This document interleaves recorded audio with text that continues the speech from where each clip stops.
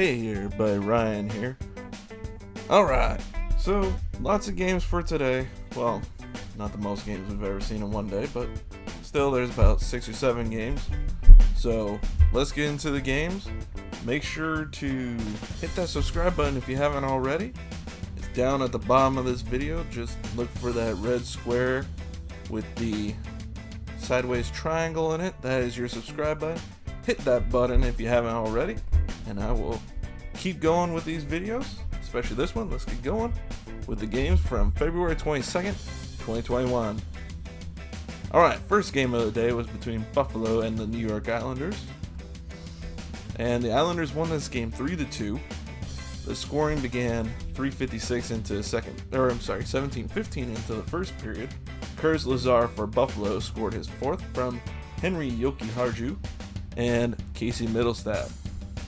I honestly didn't even know Casey Middlestat was even playing on the main roster at this point for Buffalo. I really didn't know that. So, good to see his name, because he was a high draft pick that has not panned out thus far. So, good to see him get a point. I'm sure Buffalo fans are saying, yay, a point. Yeah, hopefully he pans out, because right now it's not looking too good. Alright, second period, 3:56 into the second. Anders Lee responds for the Islanders, his 8th of the year, from Jordan Eberle and Ryan Pollock. Then at 3:01 of the third, Islanders take the lead 2-1. 3:01 into the third, Matt Martin's second from Andy Green and Casey Zizekas. 2 minutes 47 seconds later, at 5:48 of the third, Sam Reinhart's sixth on the power play from Victor Olofsson and Rasmus Dahlin ties the game for Buffalo 2-2. Game-winning goal scored by the Islanders at 15:08 of the third.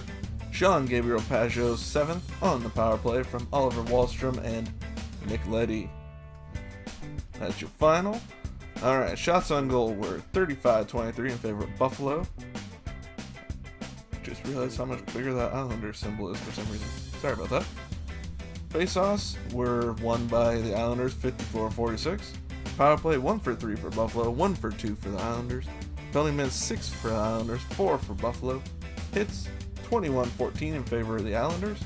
Blocks 11-9 in favor of the Islanders. Giveaways 6-5, Buffalo with 6.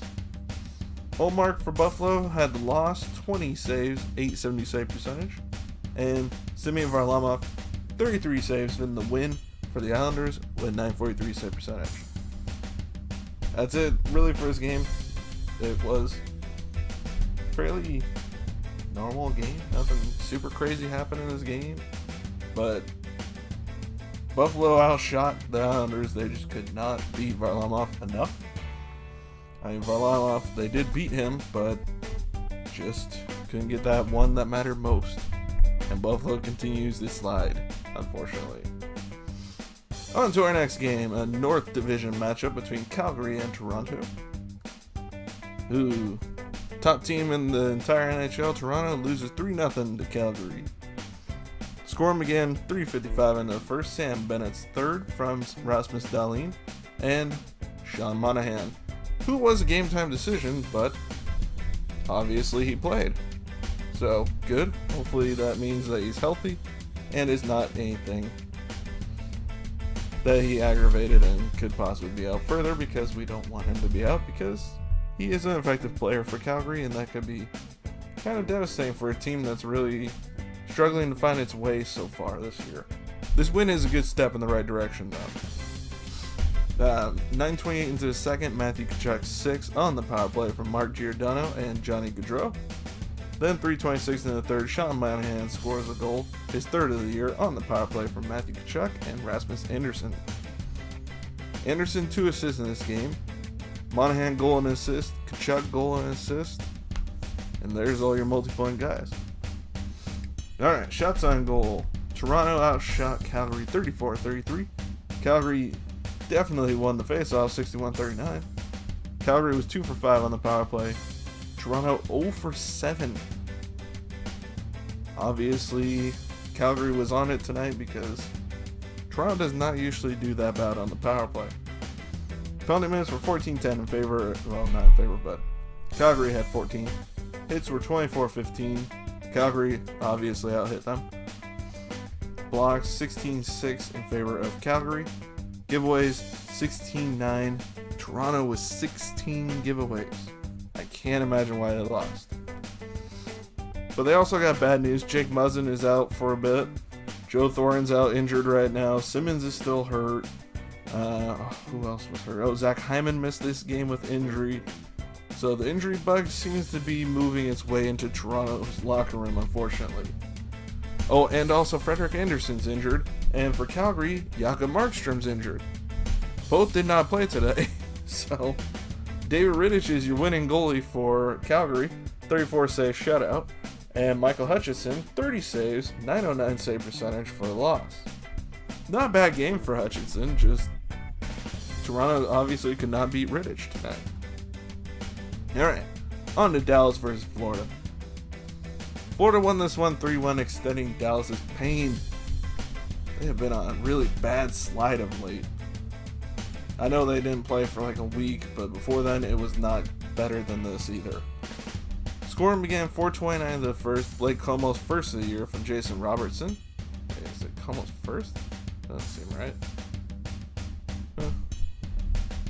That's what I wrote down, so it must have been first, or it must have been something else, and I forgot, and I wrote the wrong number. But anyways, Blake Como's goal from Jason Robertson. Robertson's been playing pretty well for them since he started playing for them in about, what was that, about 8-9 games ago when he started playing. And he has done fairly well for him. Second period, 8:41 into the second. Florida's first goal of the game to tie the game from Aaron Ekblad, his sixth, and Mackenzie Weegar and Jonathan Huberdeau. Huberdeau's been killing it this year.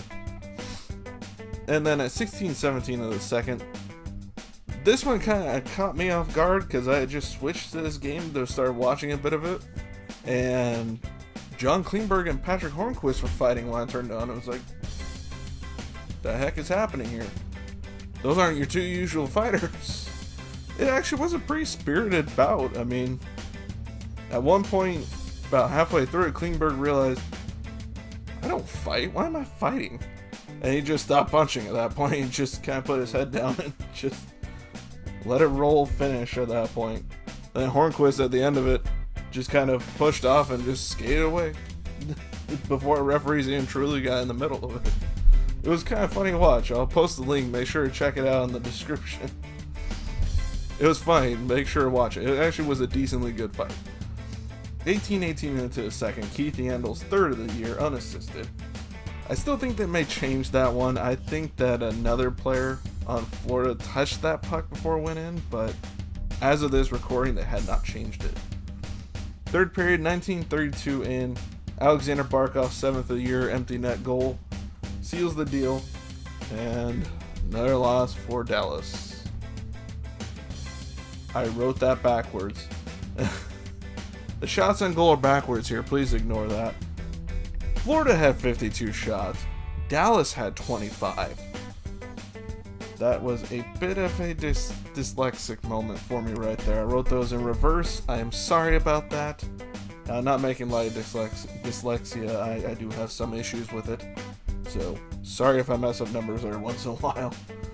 Or you hear me stutter on them a little bit. I get caught off guard for some reason and my mouth does not have the ability to catch up to my mind.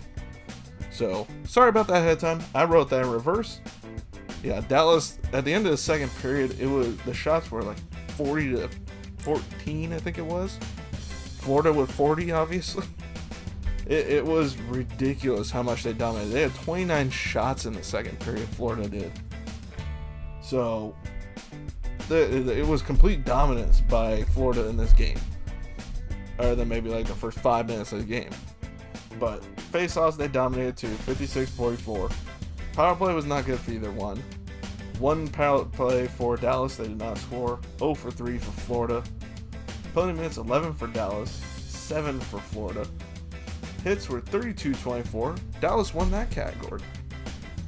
Blocks 17-6. Dallas also blocked 17. Considering that Florida had 52 shots, I'm kind of wondering what their missed shot numbers were. And they also blocked 17, Dallas did. So right there, that puts them at 69 shots right there, and I don't even know the missed numbers. the missed shots number. They took a lot of shots today, Florida did. Giveaways were 6-4, Florida was 6. Anton Khudobin, 49 saves, 961 save percentage. Drager had 24 saves for 960 save percentage for the win. I don't know what's going on with Dallas. They need to figure this out, and they need to figure this out quick. They're really missing Tyler Seguin, I think, at this point, because their offense has been stale since the first couple of games of the year, for the most part. Anyways, moving on. Sorry, Dallas fans. I know it sucks right now, but I'm a Ducks fan, so you're still doing better than me. Tampa versus Carolina is our next game. I don't know why. I know they're not really much of rivals, but I've always, in my mind, I've seen these two as rivals. I don't know why. Probably because lots of hurricanes hit Florida more than Carolina. Carolina gets their own, but Florida gets hit a lot harder, it seems like. So it would make more sense for it to be the Tampa Bay Hurricanes and the Carolina Lightning. It sounds weird, but it makes more sense. But then again, the Lakers moved to LA where there are really no lakes. Just saying. And the Utah Jazz went to Utah, where not all music is accepted in some places. It's better now, but at one point it was not very accepted. So, sometimes weird things like that happen.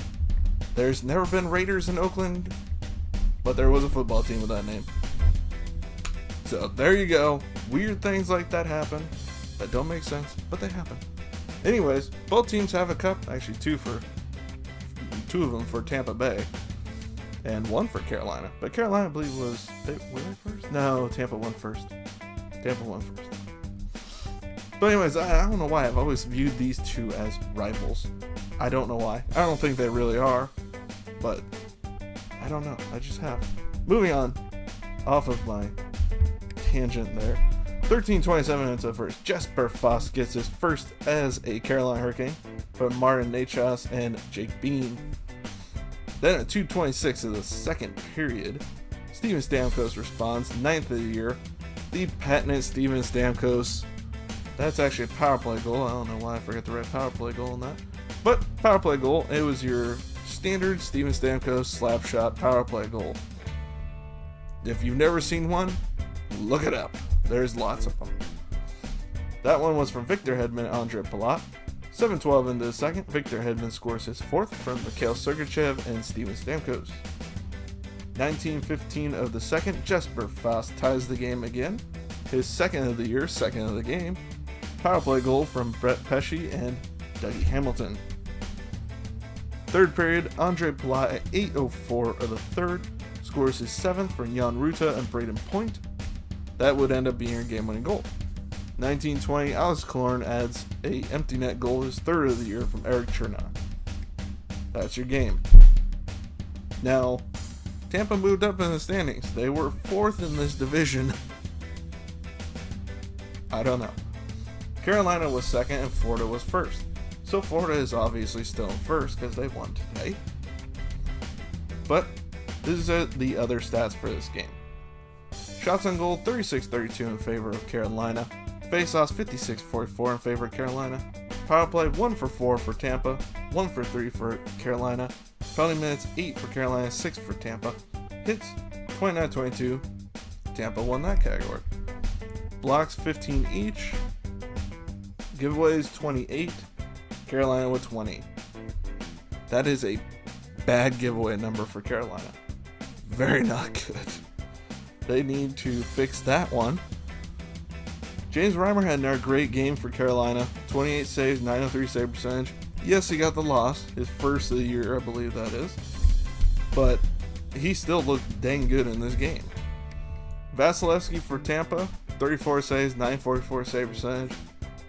Your usual Vasilevsky game. Great game. Great goalie. You know what you're getting from the guy. Tampa had a good game.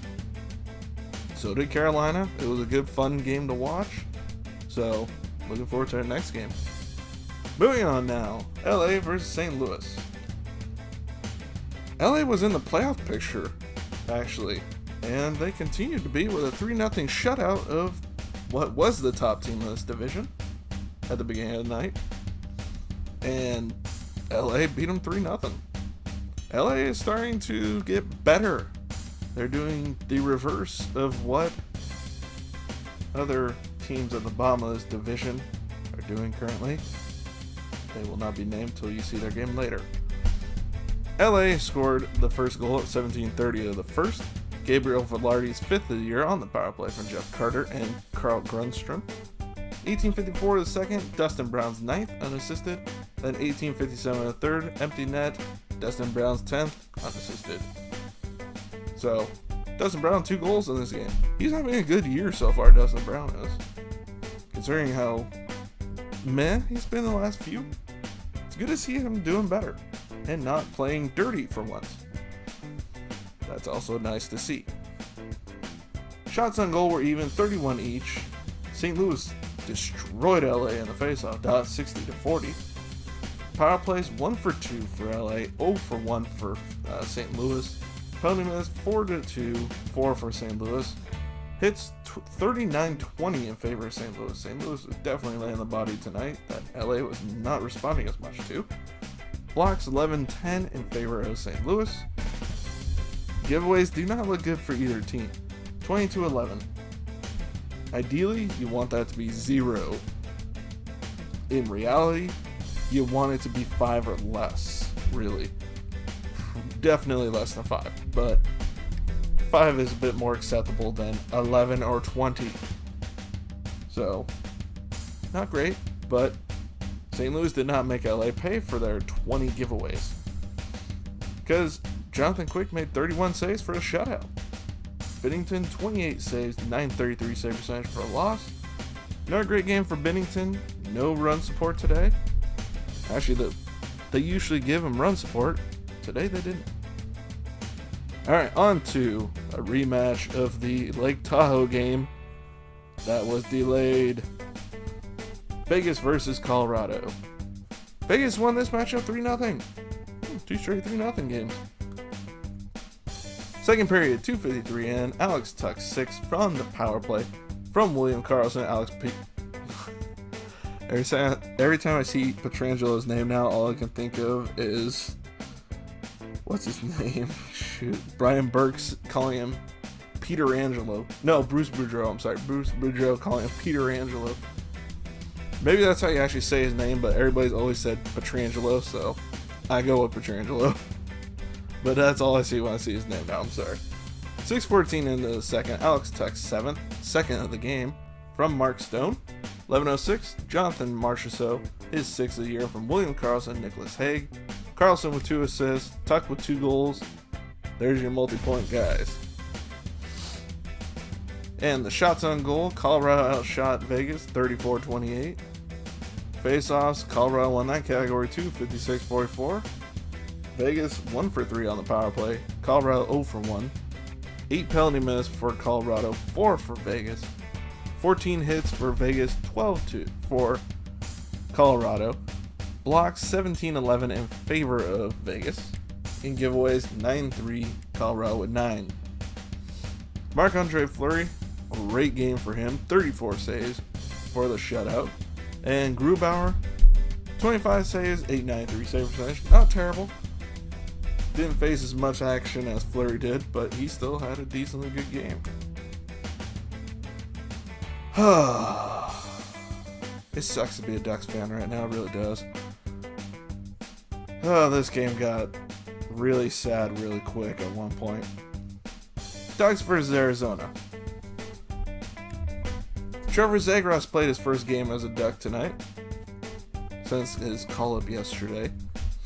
So it was good to see him play. He actually looked really comfortable out there and had quite a few good chances.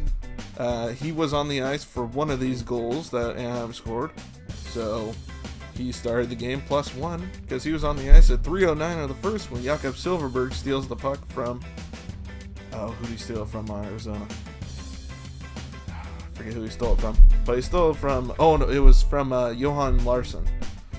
He stole it from Johan Larsson right in front of the net and shot that puck in. 4th goal of the year, unassisted. 12:27 of the first, Max Jones' second of the year on the power play from Max Comtois and Cam Fowler. This goal set off a brouhaha, I'd call it, on the ice because there was no true fight at the time. Max Jones had been cross-checked numerous times by Oliver Ekman-Larsson before this. So he scored the goal and Ekman-Larsson was still all over him, hanging off of him like, I don't know, like a... trying to think of an animal that would be accurate. I guess like a lemur hanging off of a limb of a tree. Because he was all over him. It was ridiculous. There was no penalty on it. But he scored the goal. He got up out from underneath Ekman-Larsson and said some words to Ekman-Larsson. Darcy Kemper pushes him. Darcy Kemper gets taken out by Ryan Getzlaf. And everybody starts just hugging each other. A big hug fest. Lots of penalties for it, and they literally wasted like 10 minutes debating what the penalties were. This referee staff was awful in this game. There was numerous times when they had this issue, where they just talked to each other for minutes, wasting time. But you know what? It is what it is. Minute 53 into second. 18:01 of the first, Max Jones would fight John Hayden. I wouldn't call it a fight because literally Hayden just went up, cross-checked him after the whistle. They both dropped their gloves. Jones took him down. There were no punches thrown. I personally would have called it a double minor for roughing, but they called it fighting majors just to get it passed. Then at 19:47 of the first, Derek Grant fights Lawson Cruz. There were punches thrown. I'd still say Lawson Cruz probably won the fight, but it wasn't that exciting. There you go. Second period, with minute 53 in, Cam Fowler's second of the year from Ryan Getzlaf and Max Comtois. Then it went all downhill from there for the Ducks. And it was awful. 8:15 into the second, Christian Dvorak's eighth, shorthanded goal on the penalty shot. Gibson. 10:21 of the second, Derek Brassard's third from Connor Garland and Phil Kessel. 12:02 of the second, Jacob Chychrun scores his fourth from Drake Kajula and Clayton Keller to tie the game at that point. 3:52 into the third, Christian Dvorak scores his ninth on the power play from Jacob Chychrun and Clayton Keller. That would be your game winner. There's your game. Ducks are awful, by the way. But they showed signs of improvement today, understanding that someone like Adam Henrique being sent to the taxi squad means they could be too. So there you go. Shots on goal were 27-25 in favor of Anaheim. Face-offs 53-47 in favor of Anaheim. Anaheim actually had a power play goal, 1 for 5 tonight. They had a 5-on-3 goal. 1 for 4 for Arizona. I almost went with Phoenix again. Penalty minutes were 24 for Arizona, 22 for Anaheim. Hits 25-24 in favor of Anaheim. Blocks 14-11 in favor of Arizona. Giveaways 10-9, Anaheim with 10. John Gibson did not look like John Gibson tonight. 21 saves, 840 save percentage. Darcy Kemper, 24 saves, 889 save percentage. Alright, on to the last game of the evening. Minnesota versus San Jose. Minnesota killed them tonight. Though San Jose dominated most of the second period and parts of the third, Minnesota still got the better chances, honestly. Well, they followed through on their chances, let's just say that. It started out well for San Jose. 45 seconds in, Brent Burns fourth from Timo Meier and Rudolph Balcers. Then at 7:49 of the first, Matt Zuccarello's second of the year from Victor Rask. I misspelled Victor there, I did not change that. Sorry, the one at the very bottom with the spelling with a C instead of a K is the correct spelling. Sorry about that. 8 minutes into the first, Kirill Kaprizov, fourth of the year from Matt Zuccarello and Carson Soucy. 17:49 of the first, Nikolai Kanishov, is how they say it on the San Jose feed, fights Marcus Foligno. Kanishov is a rookie. He made a mistake here, because Foligno at one point caught him with 2 consecutive right hands right in the face, one of them breaking the kid's visor and cutting his eyebrow. I'll post the video. They don't really show his face after it gets cut at all. I think they tried to avoid it, but It didn't look like a horrible cut, but I saw later on in the game it was definitely swollen and definitely a cut. So that's unfortunate, but he knows what it takes to fight now because he took some solid rights. Alright, second period. 3:36 in, Ian Cole expands the lead to 3-1. His first of the year, first as a Wild, from Ryan Hartman and Marcus Foligno. At 10:48 of the second, Marcus Foligno's third from Ryan Hartman and Zach Parise. Then 11:57 into the second, Logan Couture's 10th of the year from Vander Kane and Kevin LeBanc. 17:25 of the second, Jonas Brodin's third on the power play from Matt Zuccarello and Victor Rask. Then 16:57 into the third, Victor Rask scores his 5th of the year empty net goal. So Rask had 3 points in this game, goal, 2 assists. Kaprizov had a goal and an assist. Zuccarello a goal and 2 assists? Yes, 2 assists. So pretty solid games for those three. Wild are happy to have Zuccarello back, I can tell you that much. Wild outshot the Sharks 34-33. Face-offs, Minnesota won that too, 51-49. Minnesota 1 for 3 on the power play. San Jose 0 for 3. 11 penalty minutes each. San Jose out-hit Minnesota 21-15. Blocks were in Minnesota's favor 12-9. Minnesota had 11 giveaways to San Jose's 6. San Jose's been keeping that number down this year. That's a number that killed them last year. Kakinen for Minnesota made some amazingly good saves in this game. 31 saves, 939 save percentage. Martin Jones for San Jose pulled again. 16 saves, 800 save percentage. Devin Dubnyk, 12 saves, 923 save percentage against his former team. There you have it. That's all the games for today. I hope you enjoyed. If you do, hit that subscribe button right underneath the screen right now. That red button with the sideways triangle. Hit that to subscribe. Hit that little notification bell next to it to be notified when I drop a new video. Other than that, make sure to like, comment, share. And also on the screen right now, you should be seeing other playlists and videos. So make sure to click on those, check them out, and I will see you all next video. Bye, everybody.